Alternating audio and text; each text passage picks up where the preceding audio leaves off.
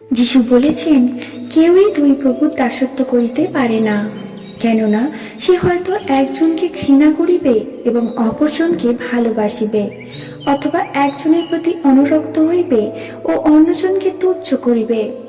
তোমরা ঈশ্বর ও ধনসম্পদ উভয়ের দাসত্ব করিতে পারো না।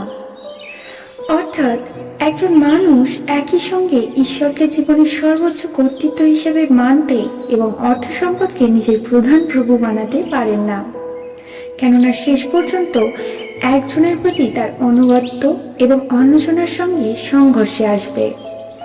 অর্থ খারাপ নয়, কিন্তু অর্থের দাস হওয়া বিপজ্জনক। সমস্যা তখনই হয় যখন অর্থ আমাদের সিদ্ধান্ত, চিন্তা ও জীবনের উদ্দেশ্য নিয়ন্ত্রণ করতে শুরু করে। প্রভু যীশু কিন্তু অর্থ উপার্জন বা সম্পত্তি রাখাকে নিষেধ করছেন না।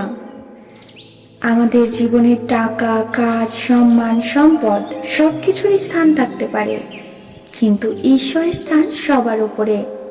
যখন ঈশ্বর প্রথমে থাকেন, তখন আমরা সম্পদকে ব্যবহার করি, সম্পদ আমাদের ব্যবহার করে না।